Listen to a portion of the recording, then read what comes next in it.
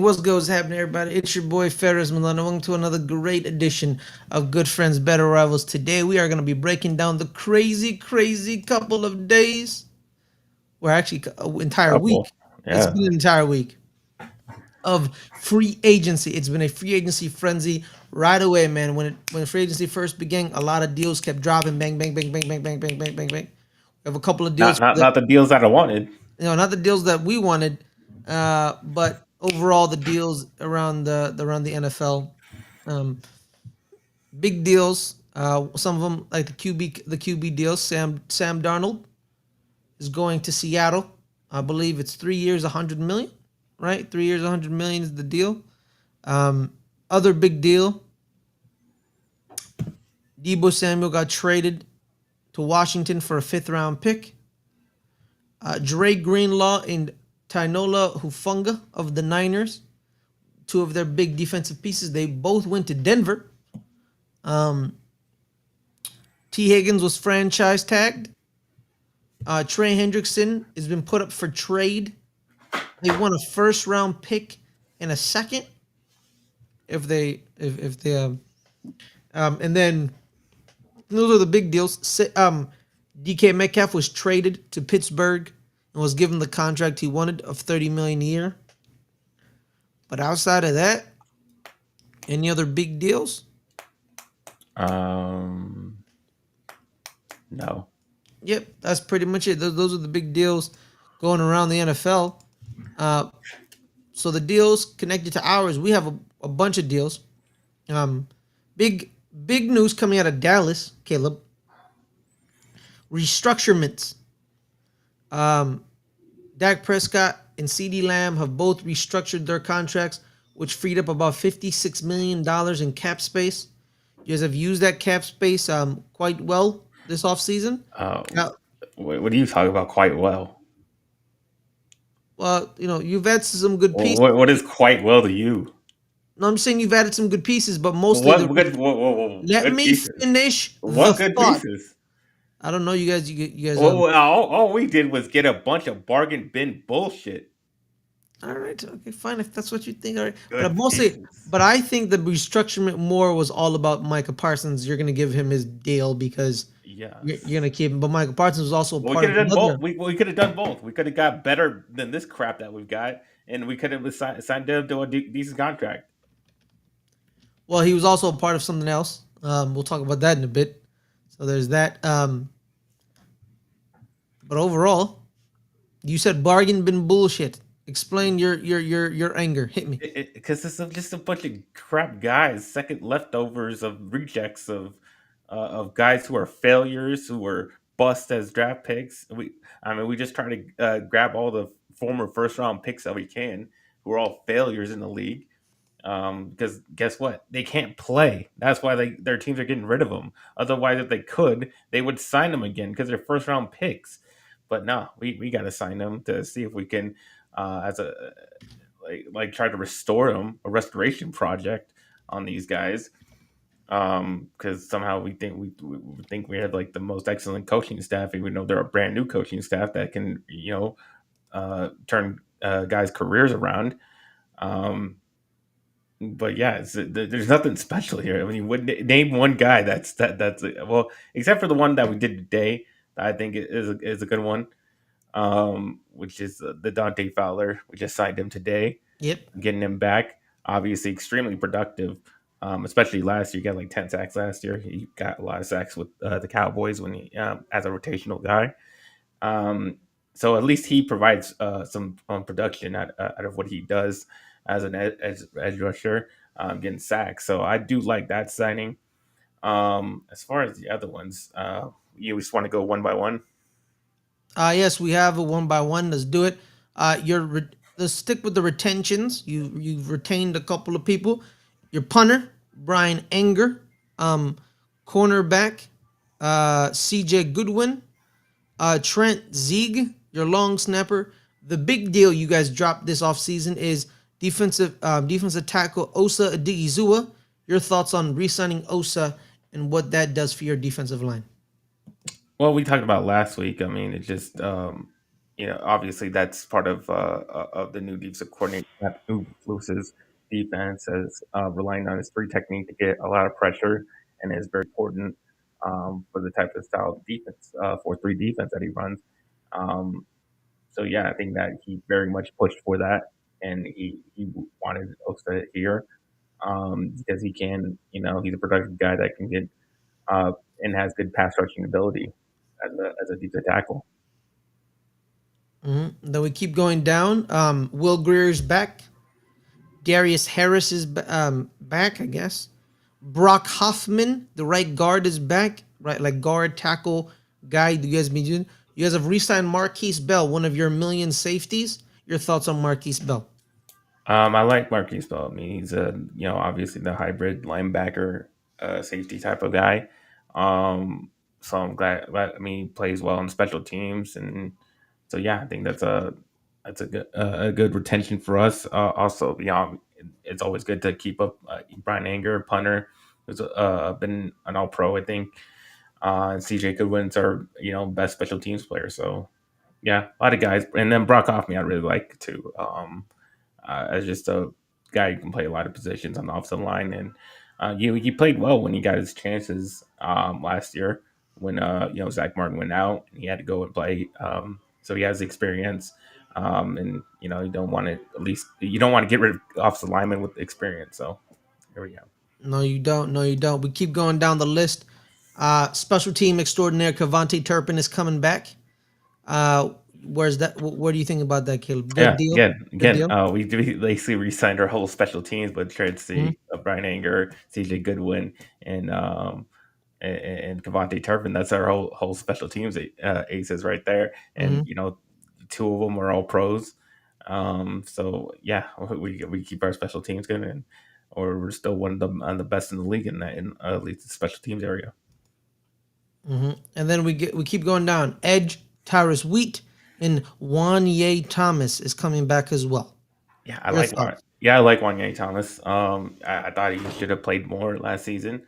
Didn't get a lot of opportunities, but if you Hmm. saw him in the off season or preseason, he was making plays. So he has a playmaking ability. Um, yeah, he just needs to develop the other things about his game, but um, I like it. I like it. I think he can, try to get a spot on the main roster. Hmm. Now let's start with the bad and end with the good. Caleb, your losses: Zach Martin retired, like we talked about last week, and Yeah. then a couple more losses. We were talking about Demarcus Lawrence. Tank Lawrence is gone. He's going to Seattle. And your initial feelings about that had been one of your best defensive ends, one of your best defensive linemen for like Hey, do you about. want to talk about the story now, or Do you you want? do you want to talk about the story? You want to keep going with the Well, last? we're on him. We're on All Demarcus right, okay. Lawrence. He So was, him and Micah Parsons got into it on Twitter. He no Photoshop, no AI video said, and I quote, "I love being in Dallas, but I want to win a Super Bowl, and it's not gonna happen in Dallas." Then Michael Parsons' response was basically calling him a clown.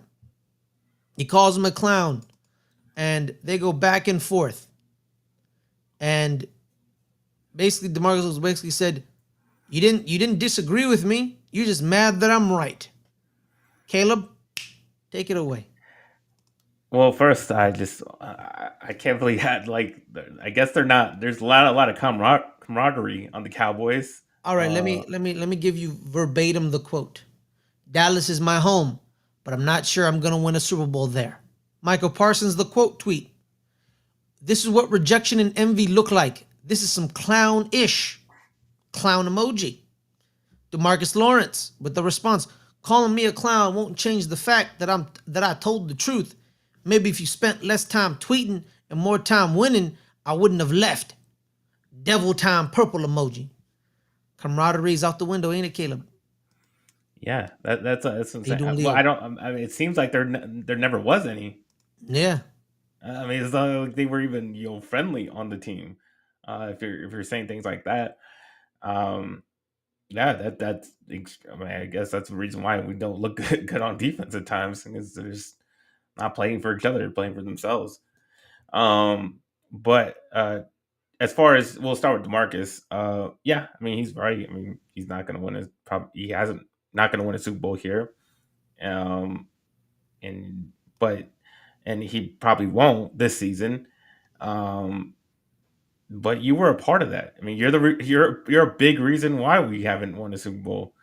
Consider you were a leader on the defense. You were the leader on the defense after Sean Lee retired. Mhm. So how are you not big responsible for how the defense performed? Um, and, when you were the leader on that side of the ball. Mhm. So saying that you were like calling the Cowboys losers, basically, which yeah, I mean that's fair. I mean we haven't won a Told Super the Bowl, truth, but but you were part of you, that. You were yeah, the you're loser. you're a part You of the were the culture. loser. So You're you're a part calling of the yourself a culture. loser. Yeah, but you know Um, what? But Caleb, he did do the Demarcus Ware thing and leave. Yeah, but you talk about you want to win a Super Bowl, but you left to go to Seattle, Well, Demarcus did leave to go to Denver, so it wasn't like an automatic Super Bowl. who had Peyton Manning. Well, they ended up getting Peyton Manning. Yeah, but he knew Peyton Manning was there. Well, no, he didn't. He was with Tim Tebow first. Then they got Peyton No, Manning. they didn't. It Oh, was the same year. It was the same oh, year they got Peyton Manning both. got there.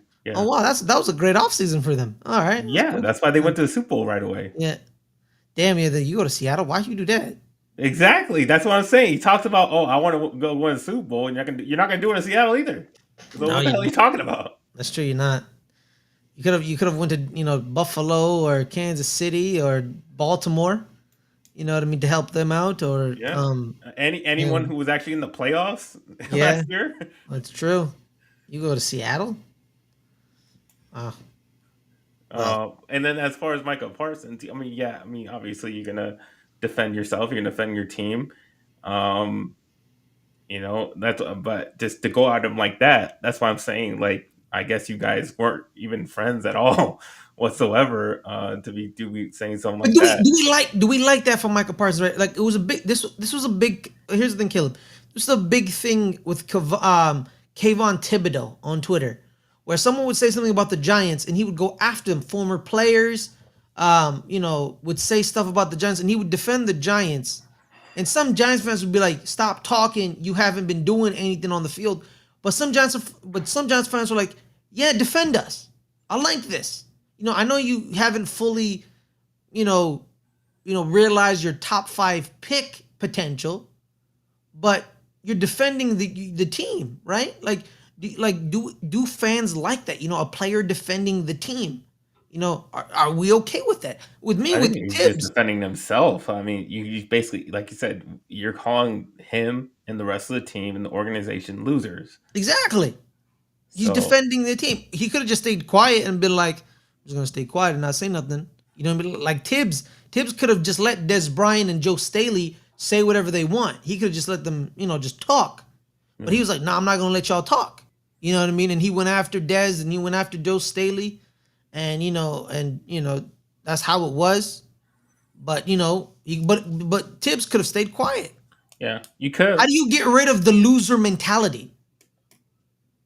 Losers don't say nothing back. They just sit there and take it. So the pushback, could that be step one in getting rid of the loser mentality within the building? Could it be? I don't know. Just asking I questions. don't But also, I don't even know why Demarcus Lawrence even taking shots at the Cowboys. I mean, if Mm-hmm. he's saying they're losers, which he's probably point more, not even at the team, he's probably more pointing at the organization and the front Mm-hmm. office, and Yeah. but that doesn't even make sense considering they're the ones who gave you way more than you were worth. Yeah, they gave you a huge contract, and they for the amount of production that you did not live up to that contract. No, he didn't.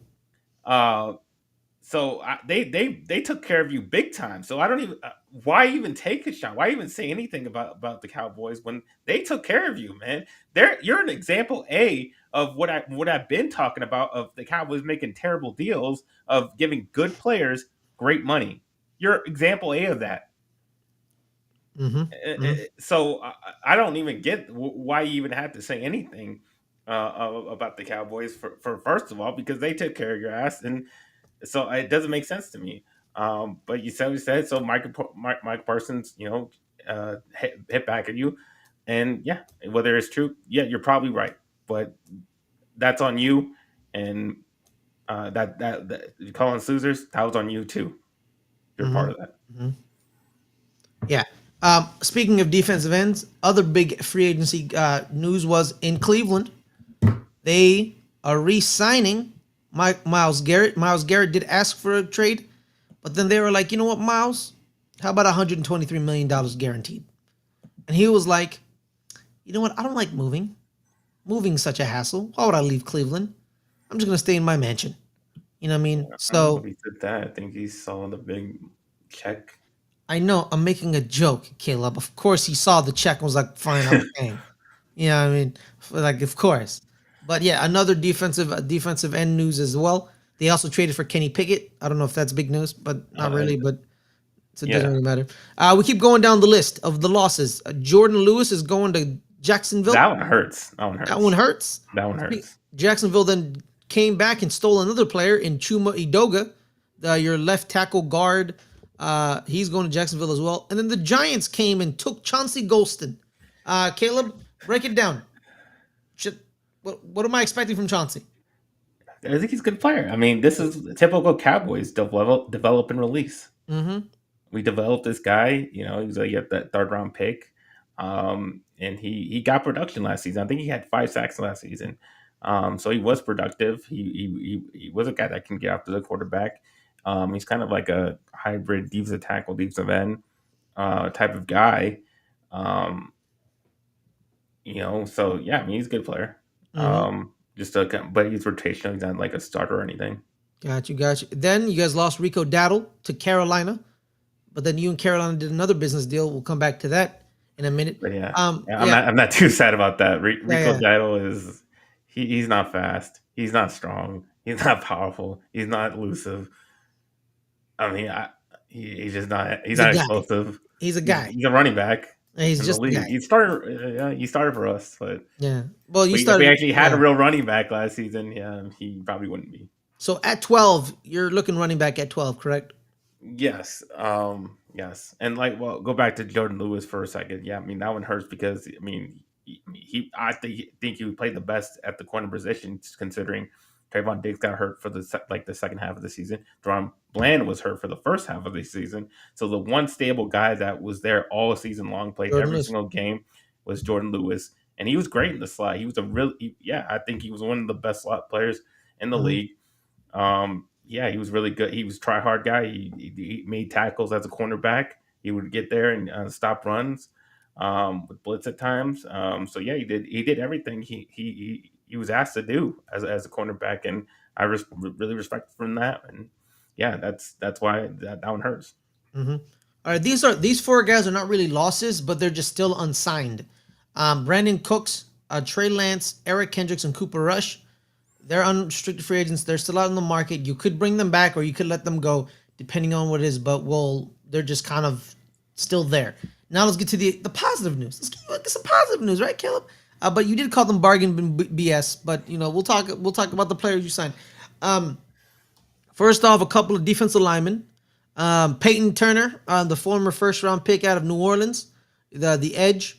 The former first round pick in Solomon Thomas, defensive lineman out of the Jets this time around.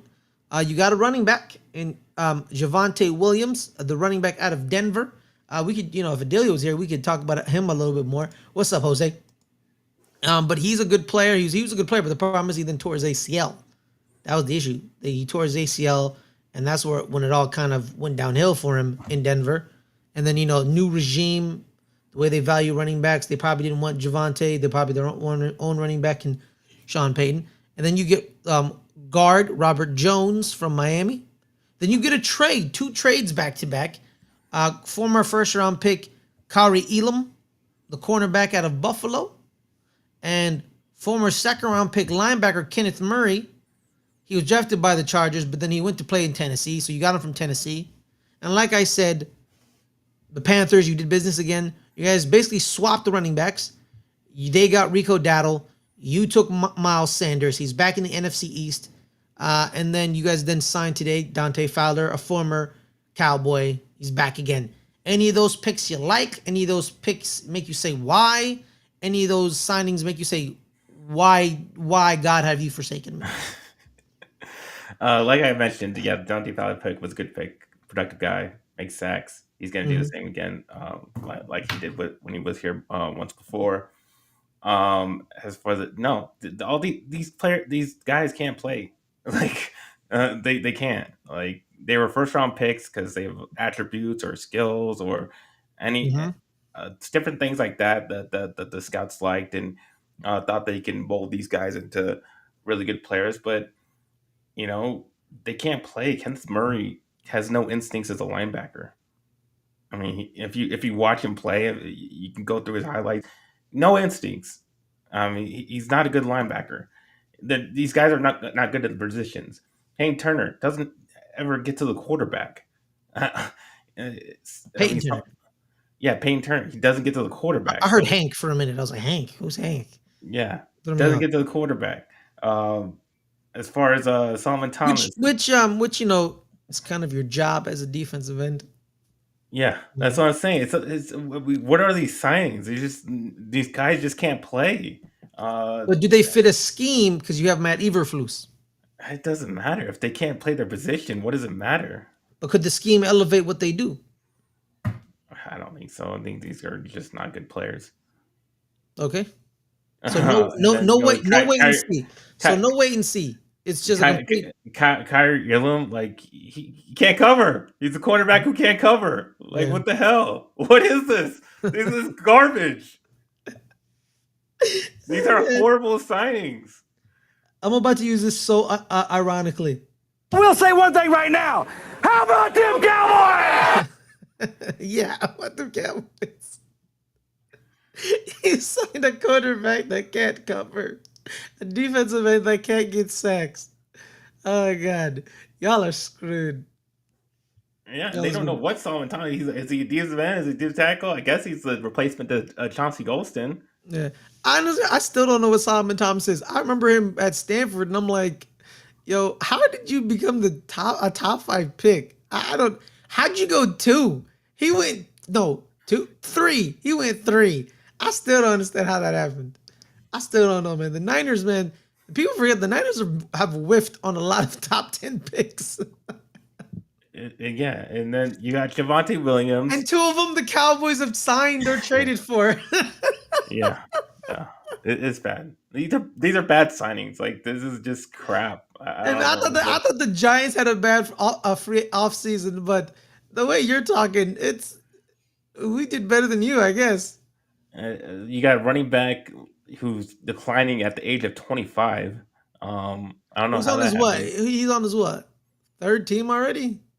What, Javante Williams? He's on the same team.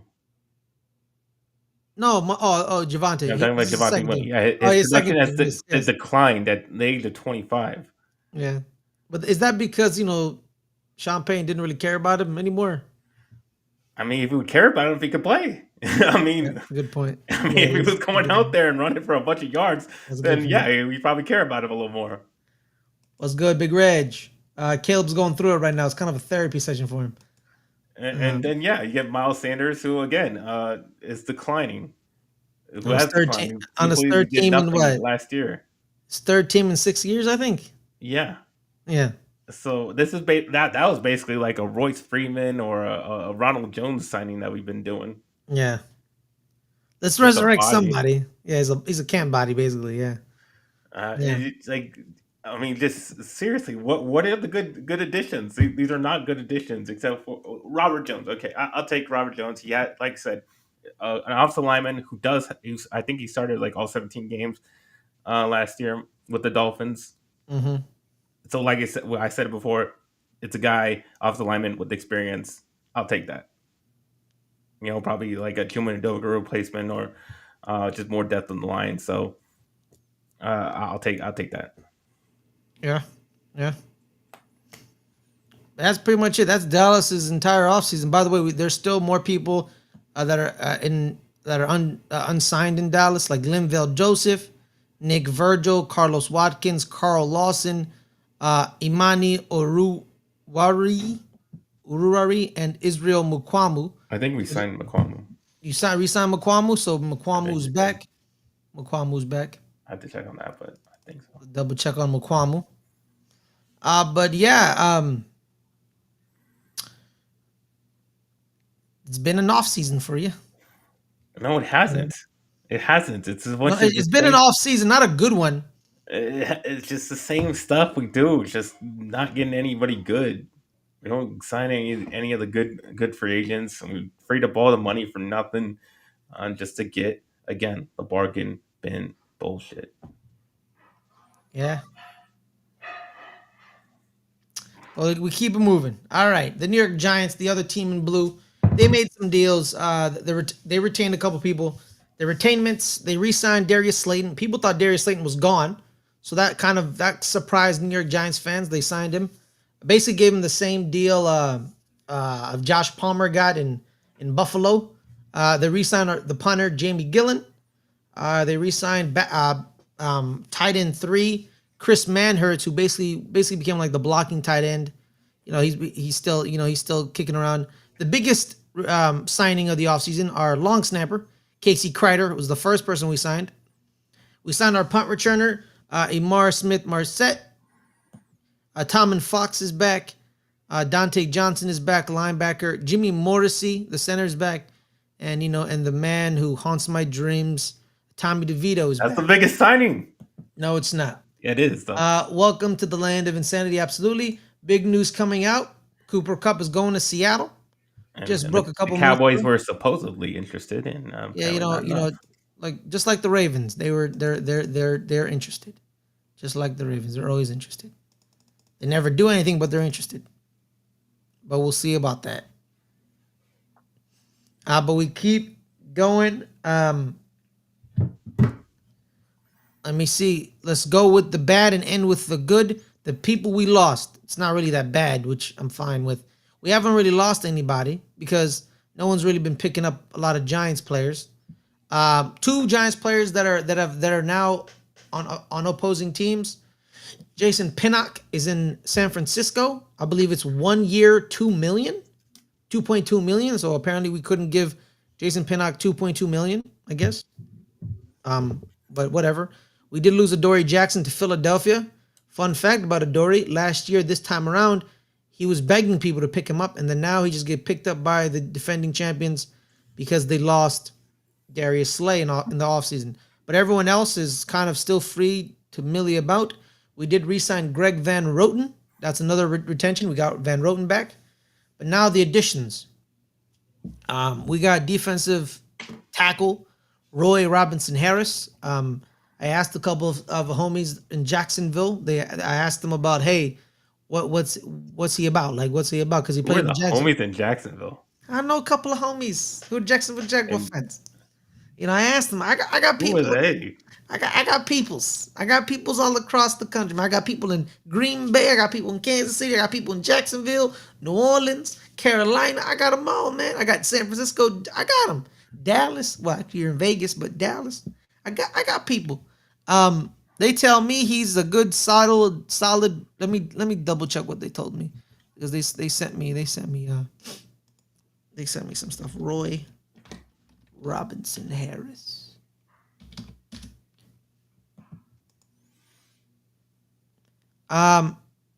He's a solid rotational player that gives you a little bit of pass rush. Solid deal at 2 years, $9 million. That's what they said. And you know what? Jacksonville Jaguars fans, they know their team, because that's the only thing they got. So they know their team. The only one thing that's never, Gators. huh? Well, the Gators. Well, you're assuming that all Jacksonville Jaguars fans are Florida Gators fans. Well, who's the Jacksonville Jaguar fan outside of Florida? Well, no, I'm saying there's other schools in that region. Like what? Orlando, UCF is right there. Nobody's a UCF fan. How do you know that? You don't know that. Nobody's a UCF. Florida A&M is right there. No. Okay, now you're just being hated. Okay, but we keep going down. We signed a couple special teamers. Chris Board is a valiant special teamer. We also signed another special teamer, I believe, today, and Let me check. The Giants. What was his name? What was his name? Damn, what was his name? Jermaine. We signed Jermaine Ledbetter, another defensive tackle. We did sign. Okay, right. It is linebacker Demetrius Flanagan Fowles. He played 5 years on the Giants. He's a special teamer that can help us out. Special teams is a good thing we can upgrade. We got Chauncey Golston. We already talked about Chauncey. We got Chauncey. We got 2 tackles, James Hudson III and Stone Forsyth. One from Seattle, one from Cleveland. Very quick feet, but they're not strong at the point of attack. They get blown past real easy. So that's pretty much just depth. So we'll see if they don't die, because I think they're moving Evan Neal to guard. I really think that, because you have Jermaine Illuminor and Andrew Thomas coming back at tackle, and they're gonna move Evan Neal to guard. He has all the traits for a great guard. They're gonna move him to guard, and I think it's gonna be him at one of the guards with John Michael Schmitz, which doesn't really look like a good pick, because he was a little too old and he was still in college and not that very strong. So we'll see if he pans out, and then we just need to figure out the other guard position. Then we signed 2 DBs, big keys in the things, because last offseason we lost Xavier McKinney, and we didn't really replace him. No. We didn't really replace him. You try to tell me how great your safeties were. I said how good Jason Pinnock was. Oh yeah, he's so good that they had to throw a bunch of money to Javon Holland. I was a big fan of the guy. But no, yes, speaking of it, Javon Holland, the safety out of Miami, is now coming to the New York Giants, as well as cornerback Paulson Adebo. He's also going to be there as well. Either Paulson's going to be cornerback 1 or probably 1, because Tay Banks is definitely going to be cornerback 2. Yeah, and Javon Holland. Your secondary sucks, and that's why they had to sign these free agents. Well, yes. Javon Holland will team up with Tyler Nubin, the rookie, the former rookie out of Minnesota. Shout out to you, Tyler. Fun fact about Javon Holland: I played against him in high school. What do you mean you played against him? Yeah, he was I believe he was a junior, and I was a senior. I believe the high school he went to was Bishop O'Dowd High School in Oakland, and we are in. I don't know if we're still in the same league as them this year, but when I played in high school, we played them every year. Every year they were one of our main rivals. We didn't beat them, which made sense because they had 2 NFL players on their team. Their starting left tackle was Elijah Vera Tucker, the guard in New York, and one of their safeties, Javon Holland.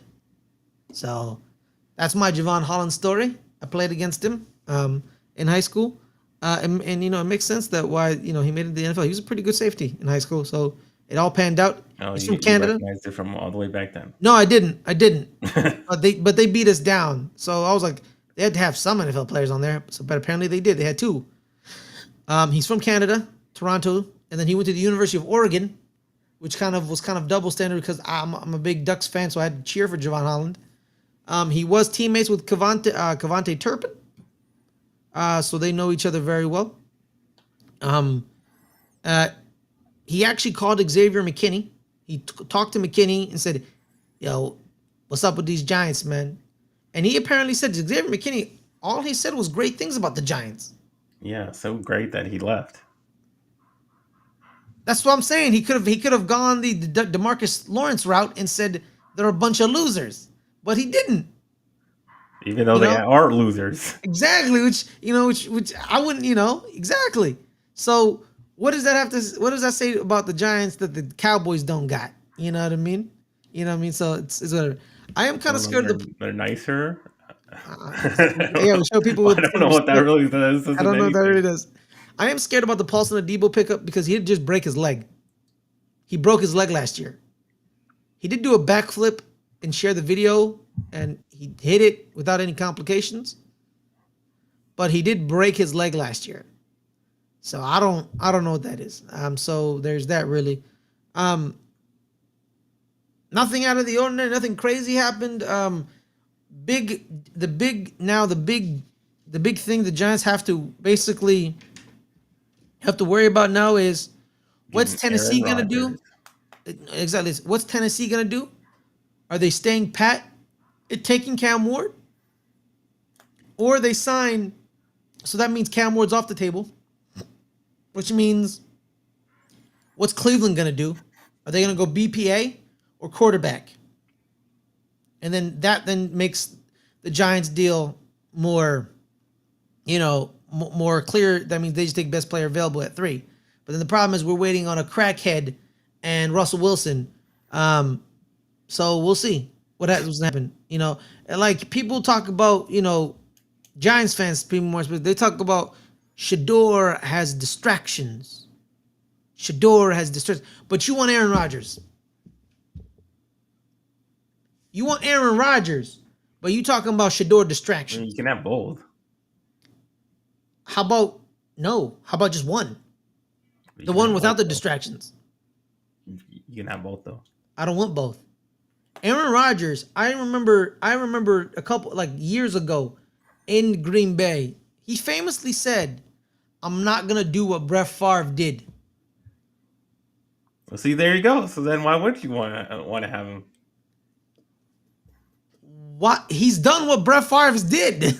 I don't know. I mean, Jordan Love looks pretty good. I mean, he learned some from Aaron Rodgers. That's true. He did learn something else, and then he went to Dallas. He went to New York, and then he started talking about ayahuasca and living in a cave in the dark, doing drugs. And then now he's walking around the beach like a bum, just waiting. Him and Daniel Jones apparently held up the QB market, which was the funniest thing I've ever heard in my entire life.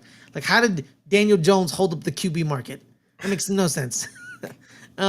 So we're basically asking, who do we want? Do we want corn on the cob, Russell Wilson, or I'm about to smoke this doobie, Aaron Rodgers? You know what I mean? I'll take corn on the cob all day. You know what I mean? So I'll take Russell Wilson. Give me like a 1 or 2 year rental. If Shador's there at 3, give me Shador. Give me Shador. You know what I mean? So that's Ferris's 2 cents. That's my 2 cents. But yeah, we ain't got really nothing else to say really because nothing. Our team's kind of. I mean, you did better than us. I mean, you got at least got a Javon Holland. Yeah. And pretty Paulson. We got Paulson and Javon. Paulson Adebo. I think he's the Stanford cornerback that I liked coming out of college. Let me double check if did he go to Stanford. Yeah, he went to Stanford. Yeah. I'm not usually a big fan of Stanford, because I'm from Berkeley. Dory Jackson went to the Eagles. Yeah, Dory Jackson went to the Eagles. I mean, they lost a lot of secondary. Oh, they traded Chauncey Gardner-Johnson away again. Yeah, again. They got rid of their other corner. Oh, it is. I can't remember. The old one. The one that used to be on the Giants, James Bradbury. Oh, they cut James Bradbury? Yeah, they got rid of him. I think got rid of another one. I can't think of it right now. But all they had was like their young guys, like John and Oh yeah, no, because they're. Here's the thing. They had drafted Darius Slay and James Bradbury. Oh, that's who's Darius Slay. They got rid of Darius. Yeah, Slay. yeah. So they drafted their replacements this year in Kenyon Mitchell and Cooper DeJean. Like we said, like I was on LBHT show on Wednesday. Like I told them, Howie Roseman is the best GM in the game. One, he has an owner who gave him patience. Howie Roseman's been the GM since 2010. It's 15 years. And he's made some mistakes, yeah. But guess what? You know what a great GM is? A great GM, Caleb. He's a great GM. You know what a great GM does, Caleb? He looks at a mistake and says, "I messed up," or there's a deficiency here. Let's go fix it. I tell the story on LBHT. I tell the story all the time, where it's draft season. It's pick 21. I think that's what Philly was. Pick 21. Justin Jefferson is still on the board. Everyone in Philadelphia wanted Justin Jefferson. Everyone and their mother wanted him. Guess who Philly drafts? Jalen Reagor. They drafted Jalen Reagor, right? They drafted Jalen Reagor. Minnesota is shocked that they did that. They quickly say, we want Justin Jefferson. And that's what they did. They get Justin Jefferson, right? Everyone's like, Howie made a mistake. Philly made a mistake. Because Justin Jefferson became Justin Jefferson. And Jalen Reagor gets cut after like 2.5 years, I think. And you know what Howie does? He's like, I messed up. I'm going to go get A.J. Brown. He gets A.J. Brown. And everyone's like, okay, we'll kind of forgive you for Justin Jefferson. We still prefer Justin Jefferson, but we'll still forgive you. And then a year later, guess what he does? He trades with his division rival because Howie don't give a shit. Howie's going to try to make this team win. Trades with Dallas, so Dallas can pick Michael Parsons. Dallas goes with Michael Parsons, makes the New York Giants trade out at 12. They draft Devontae Smith, who arguably in that draft, you can make a case that he was the best wide receiver in that draft. It was him, Jalen Waddle, and then like somebody else. You know what I mean? Or was that the Jamar Chase draft? No, that wasn't the Jamar Chase draft, was it? Maybe. I think so. If that was, he's definitely the second best wide receiver in that draft then. Because Jalen Waddle got drafted before him, but Devontae Smith's a little bit better than Jalen Waddle. It's just the size difference that people think Jalen's a little bit better. So he gets the second best wide receiver in the draft, which is a very good wide receiver who's a receiver one.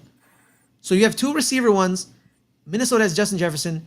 And guess what happens? You win a Super Bowl. Nobody in Philadelphia cares about you didn't draft Justin Jefferson anymore. They stopped caring years ago. Because he realized the mistake. He realized the deficiency. Then he fixed it. Cornerback. Last year, the cornerbacks were injured and weren't very good. Guess what he did this year? He drafted Kenyon Mitchell and Cooper DeJean. Basically, that's James Bradbury and Darius Slay's replacements. Guess what happened this offseason, Caleb? They got rid of James Bradbury and Darius Slay. And they're going to draft another one to fill, and they have Avonte Maddox as their slot corner. That's what good GMing is. Thinking a year ahead, drafting a replacement a year ahead, finding good players. Zach Braun was kind of a castaway in New Orleans. Philly takes him, all pro. Because he fit Vic Fangio's defense. Vic said, I want that guy. Give me that guy. And Howard's like, I got you. I'll get you that guy. Vic Fangio's defense fit. They found Milton Williams. Milton Williams is now in New England. New England gave him $26 million a year. Philly's like, sorry, dude, you don't even start on our team. You don't even start on our team. I'm not giving you $26 million.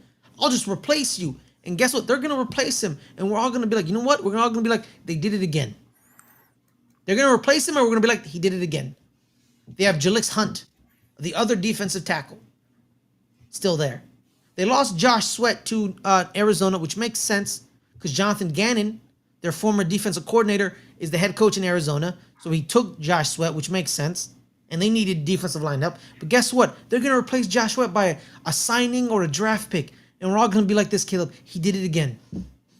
He did it again. And me and you're going to sit here on this program mad again that we don't have him and Philly does. Because he builds the team. He doesn't care. He's a I want more guy. He's a greedy, selfish man, that Howie Roseman. And you know what? Let's just say this, Caleb. If they're like, hey, Howie's unemployed right now, and the Giants could get him, all they have to do is fire Joe Judge, and he's the GM, and give him like $10 million a year. I'll be like, do it. This is already fired. Do it. Like, do it. Oh, Joe Shane, my bad, not Joe Judge. Joe Shane. Sorry, I got my Joes mixed up. You know what? Let's stop hiring people named Joe in New York. It doesn't really pan out well. And they'd be like, Howie Roseman rolls up to the Giants and says, hey, man, I'll take this deal. You give me $12 million, fire that guy, fire Brian Daboll. You know what I would say? Hell yeah. Well, they already need to fire him anyways. Exactly. This is my... But here's the thing, Caleb. That's the thing. What if he rolls up to Dallas and says, hey, I'll be the GM. You just got to make me GM. And I'll run your... It's not going to happen.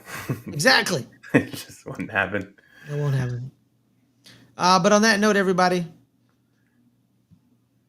that's the show. We had And yes, WWE. I didn't watch WWE Oh, I this did. week. I did. All right. We're in our WWE corner. Caleb's going to break it down for us. I heard LA Knight won the U.S. title. Yes, he did. He did win Yeah. the US title because Shinsuke's Nakamura's title run was awful. That's He what I've should heard. never. LA Okay. Knight should have never have lost his title to begin with. It was stupid. They did nothing with Nakamura. So yeah, LA Knight back title. He's gonna make it hopefully a way better run than what Nakamura did. And then Cody Rhodes obviously came back after showing his black eye and all beaten up and everything after what Cena and them did to him. The first promo was good when he was on SmackDown. The Raw promo, he had people cheering for John Cena. Like I don't know how that Cena has the biggest heel turn in history, and then you have the whole crowd cheering for you get the whole Cena let's go Cena and Cena sucks. That's a pro Cena chant. Like I don't know how you screwed that up. I don't know how you screwed up going from everybody hating John Cena to they're doing the Cena chant. So I didn't think that was too great. Oh shit, Reggie! I see you, Reg. Look at you. He got the winged eagle belt. Nice. Hey man, that must have cost a pretty penny. And then we got the women's chant, the triple threat with the women, with Bianca Belair and Rhea Ripley and Io. And Io just looks kind of like she's the champion, but she kind of just looks like the third person in that. She got front and center. She slapped both of them. She did. Yeah, everyone was like, but still, you still got the two big stars. You got Rhea and Bianca, like huge stars, and you just got Io, just like I'm holding the championship. Hey, don't count out Io Sky. All right, don't count Io Sky, man. Shout out to Io. Don't count her out. She be cooking on the mic. You know what I mean? I loved it when she was on the mic speaking that Japanese, and her and Asuka were talking shit in Japanese, and then everything was silent. She dropped that B word on her, and all hell broke. Hey man, don't.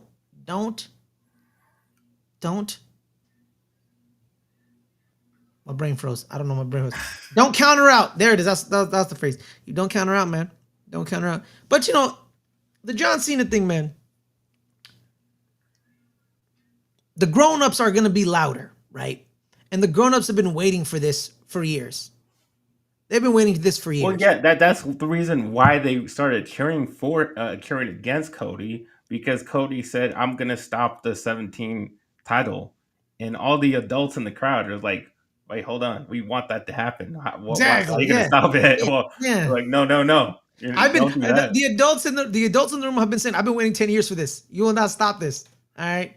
I've been waiting 10 years for this. That's basically what they're doing. I'm not, so they want it, right? The children are probably a little sad in the crowd, but the adults are like, "Oh, I'm living my teenage dream right now." Cause in my teenage dream, I wanted him to turn heel and, I wanted that. But Cody, said, "I'm gonna stop it." And they were like, "No, don't do that." I just see some clips, Tiffany Stratton out here, jumping off structures and onto multiple people. And the two Royal Rumble winners, those two matches are like just such afterthoughts to everything else going on. Like it is just the lamest Royal Rumble winners we've got, because Jey Uso and Gunther haven't done anything. I mean, they haven't gotten nothing. The problem is, they've got no big pop, no heat from it, nothing. It's just big nothing. Because Gunther has been eviscerating him on the mic. He's been eviscerating him on the mic, man. Jay's been good in the backstage, those backstage interviews he does. Mm-hmm. He sounds much better at those than he does when he's in the ring. Mm-hmm. But yeah, I mean, Gunther's been better. Gunther's the man, bro. I told my other wrestling homies. Yeah, I'm gonna be real with you. I never thought Gunther was gonna be this good, man. I never understood him, and then boom, something clicked with me, and I was like, "Yeah, I see it. But then what the problem is, they've been putting him in stupid matches. I mean, they're putting Gunther against the Alpha Academy, and they're putting Jay against Austin Theory and Grayson Waller. Like, Yeah. why are these people involved in a heavyweight championship? You know, to heavyweight. You know, people are going after the heavyweight championship. Like, doesn't make any sense, and that's part of the reason why it's like just such a nothing.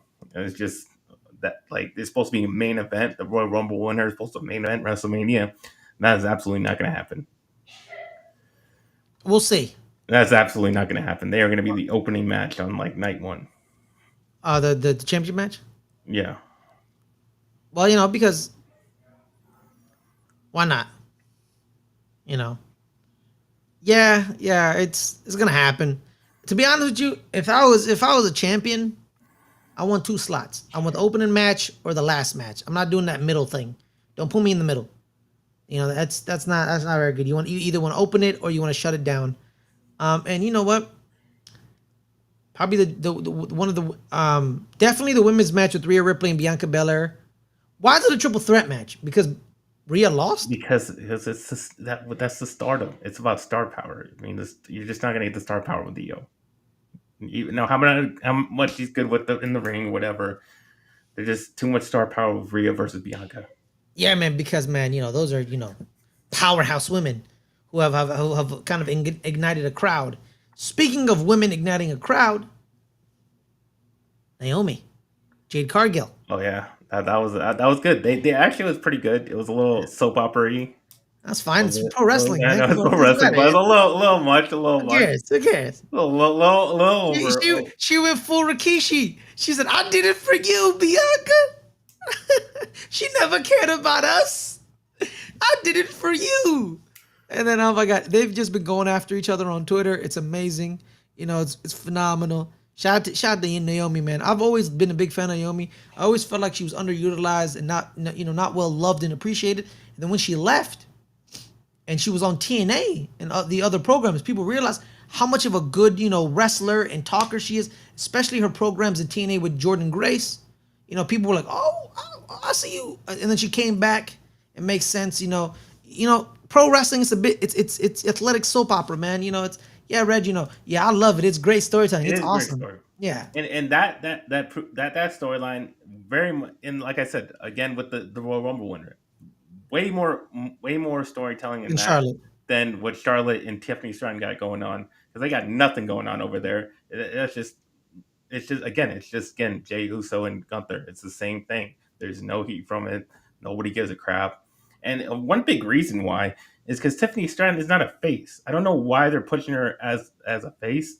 I know obviously Charlotte Flair is going to be the heel in this, but still, why are you playing up her, trying to turn her something she's not good at? She's not good at being a face. She's good at being the beautiful person type. If she would she would be great in like the beautiful people faction. What a throwback! Nice. She would have been good in that. She would have been, because she's that kind of mean girl type of girl, character. So she would have been. She's perfect in that role. Is that what you're saying? Well, yeah, she would have been. She's another blonde, but yeah, she's she's hot.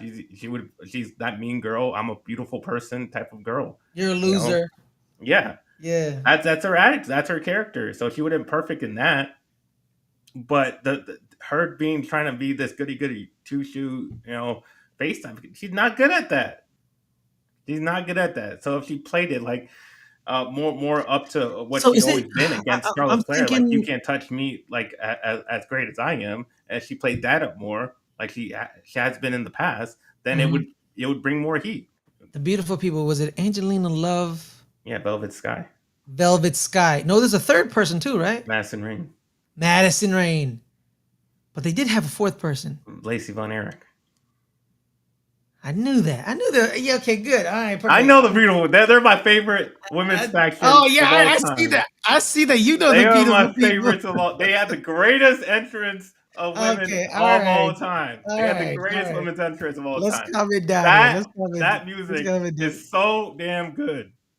Didn't they just come out to Marilyn Manson's Beautiful People? No. Oh, they didn't? No, it was like the yeah. And then you watched TNA growing up? I love the beautiful, and then the way they come into the ring with All right, okay, all right, we bouncing get their it. ass on the Keep ring it rope. PG. Keep Oh it my PG. god, Keep it PG, my good my sir. goddamn All right. son. Let's keep it PG, man. You know who was my favorite tag team in TNA? It's not. It's a complete opposite of yours. I loved Beer Money. You know what I mean? Your Beer money. Money. Yeah, yeah. God, bro, I miss TNA, bro. Where is TNA? Where's it airing, bro? Like nowhere. Bro, I'm so mad, bro. I'm I don't trying know. to It's watch some channel TNA. that you can't access. Yo, man. Hey, man, big news coming out of an interview. Shout out to Chris Van Vliet. You know, we interviewed Chris Van Vliet on the show once. So shout out to him. Shit, man, let's interview him again.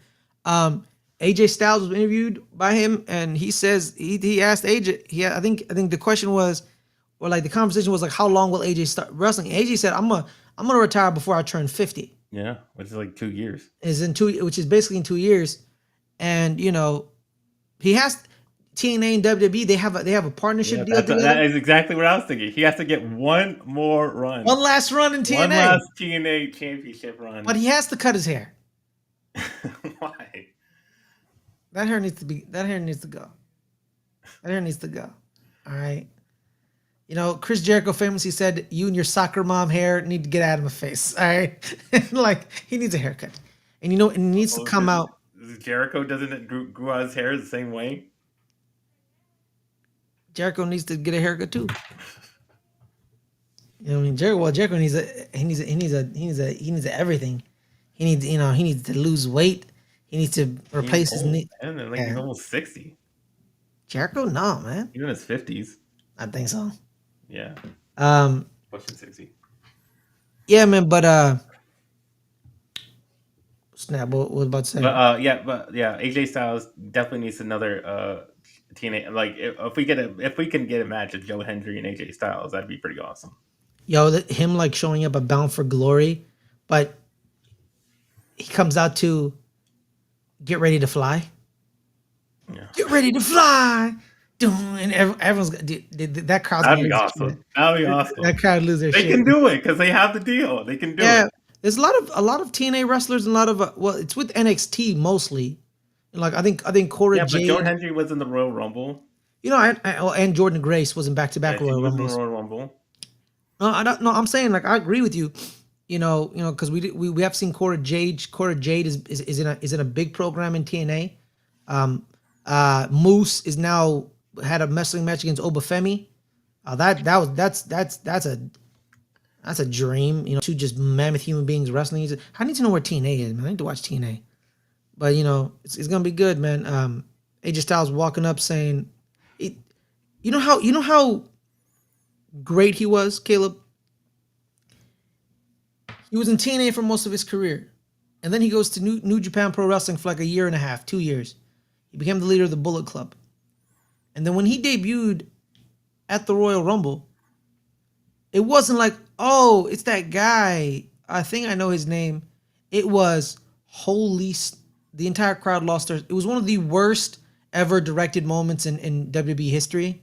Kevin Dunn should be sent to jail for what he did, where he like put the camera on Roman Reigns' face instead of panning to the Jumbotron, then panning down to show you AJ Styles. Mm-hmm. But the crowd knew what the hell was going on. People watching didn't know what the hell was going on until AJ walked a couple more steps, and then they finally cut to AJ, and they lost their mind. He is a legend. He's a legend, man. And give me one more run in TNA, man. One more run. Of Roman Reigns, he came back this week. Yeah, and he assaulted both of them or just one of them? Both of them. He kicked both their asses. Yeah. So triple threat match at WrestleMania? Yeah, it's gonna be a triple threat, not non-title match. It's a non-triple threat, just a good old-fashioned hate. Mm-hmm. I like Ryan. I like this show. From talking terrible Giants Cowboys to talking pro wrestling. Exactly. We're doing our pro wrestling segment.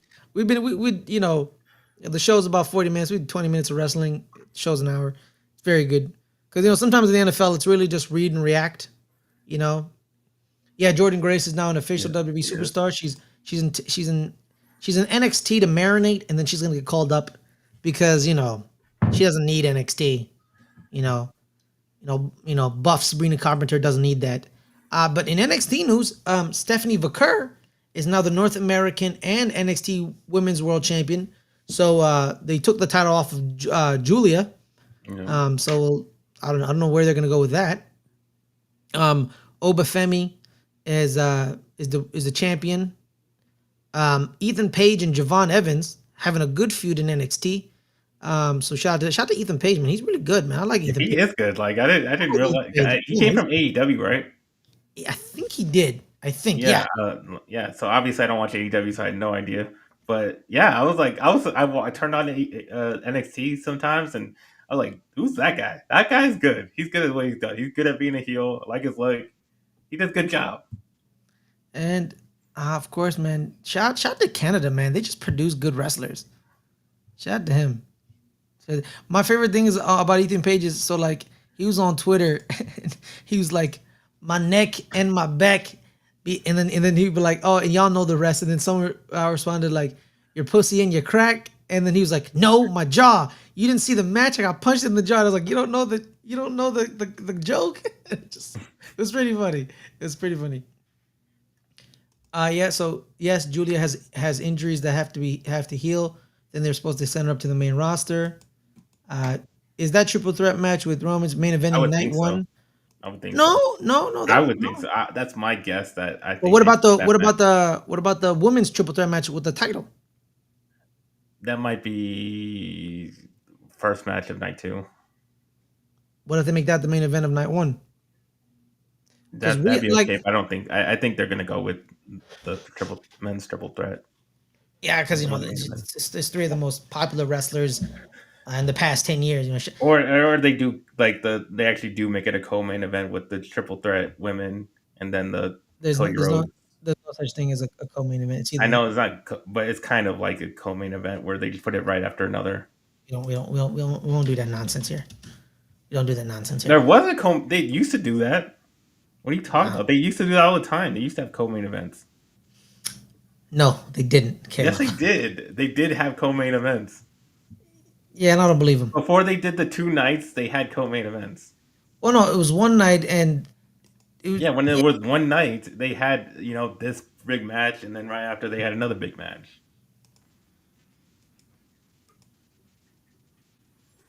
Yeah, it's whatever, man. But sure. All right, but on that note, we don't really have much to say. Thank you guys so much for joining us. Appreciate you guys' support. Make sure to like that button, hit that subscribe. There's a coffee page if you want to do a one-time donation or join a subscription for monthly. So there's that. On that note, everyone, thank you guys so much for joining us. Caleb, where can people find you, my man? You can find me at NFL Caleb. Hey, Brendan, how are you?